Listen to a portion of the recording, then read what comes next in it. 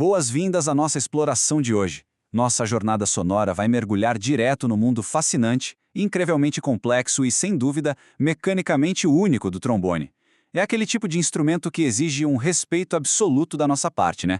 Entender como ele funciona de verdade é quase como observar uma obra de engenharia perfeitamente ajustada ao corpo humano. Vamos lá?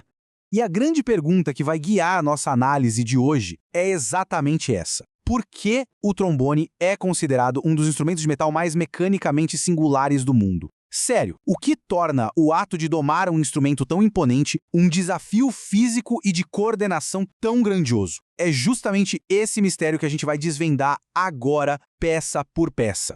Capítulo 1 – O ancestral sackbut. Beleza, vamos mergulhar nisso e voltar um pouco no tempo para entender as origens profundas e super ressonantes desse instrumento. A nossa história começa lá no século XV, na Europa. Naquela época, os primeiros modelos eram conhecidos como sackbut, que é basicamente o avô direto do trombone atual. O som era tão potente, tão grave, que ele virou a escolha perfeita para preencher acusticamente aquelas catedrais religiosas gigantescas. Era uma presença obrigatória nas cerimônias. Mas com o passar dos séculos, a coisa evoluiu. Ele saiu das igrejas, ganhou novas adaptações técnicas, marchou junto com as bandas militares e, finalmente, na era moderna, conquistou um espaço de ouro. Hoje, a gente vê o trombone brilhando no jazz, dominando as orquestras e ditando ritmo na música popular.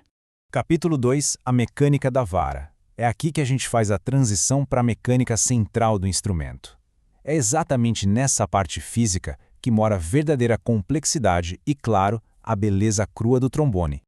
Olha só que contraste gritante a gente tem aqui. Enquanto outros membros da mesma família dos metais, tipo o trompete e a tuba, dependem de válvulas fixas e chaves mecânicas para mudar as notas, o trombone vai por um caminho totalmente diferente.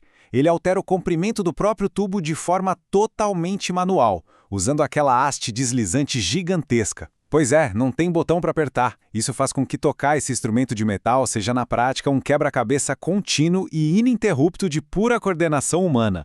A física por trás da criação desse som é absurda de tão genial. O processo inteiro começa com os lábios vibrando lá dentro do bocal. Isso gera ondas sonoras fortíssimas dentro da estrutura do metal. E aí a mágica acontece. Empurrar a vara lá para frente alonga o tubo interno, o que resulta em uma nota mais grave e super profunda. Agora, se a gente puxa a vara de volta encurtando o caminho, o som sai bem mais agudo e cortante. Ou seja, a afinação é literalmente esculpida no ar pelo movimento do braço de quem toca. Capítulo 3 – O desafio da precisão. Claro que uma liberdade dessas não vem de graça, né? Dominar esse instrumento exige encarar uma curva de aprendizado brutal e traz uma demanda física e mental gigantesca para qualquer pessoa que se aventure a tentar. Agora, o que é realmente interessante nisso tudo é que todo o segredo da afinação se resume a um único número: 7.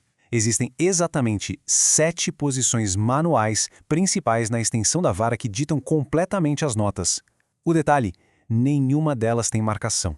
São 7 pontos invisíveis que quem toca precisa encontrar puramente no instinto e na memória. Imagina o nível de multitarefa insano que isso exige. Para não deixar as notas saírem do tom, o cérebro tem que trabalhar a 1000 por hora. A percepção auditiva precisa estar afiadíssima para encontrar a afinação exata milimetricamente na mão. Ao mesmo tempo, a memória muscular atua no piloto automático, para o braço localizar as posições fisicamente por puro hábito, sem nem olhar. E sustentando tudo isso, um controle de respiração impecável para manter o fôlego e o vigor físico em músicas intensas. Um deslize de nada, 1 milímetro a mais, e o som já sai desafinado. Capítulo 4 – Expressividade e gêneros musicais. Mas vamos mudar um pouco o tom aqui, porque a recompensa musical por superar toda essa barreira física é simplesmente fenomenal. O resultado sonoro compensa o esforço.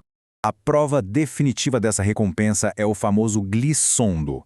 Essa é uma técnica altamente expressiva onde o som desliza suavemente de uma nota para outra, e isso só é possível graças àquele mecanismo contínuo da vara. É um deslize vocal tão contínuo e perfeito que faz o instrumento literalmente cantar.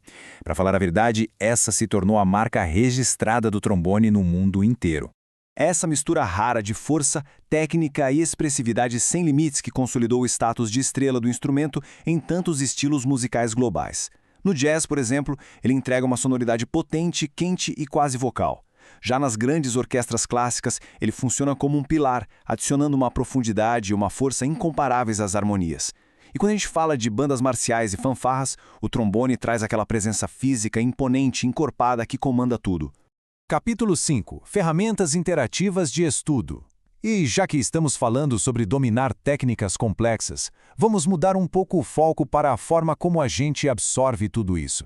Reter fatos históricos e mecânicos tão densos era exaustivo, mas as metodologias modernas e interativas de hoje estão transformando a maneira como aprendemos.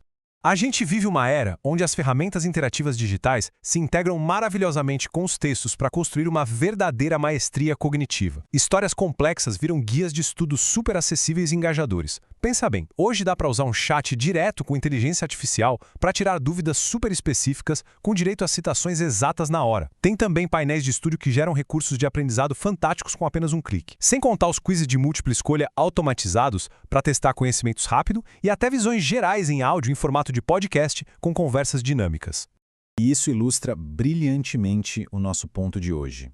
Essas ferramentas de estudo interativas são a arma secreta absoluta de qualquer pessoa que precise estudar temas densos. Em poucos minutos, a gente consegue transformar informações pesadas em materiais incríveis que levariam horas para serem criados manualmente. É um ganho de eficiência monumental.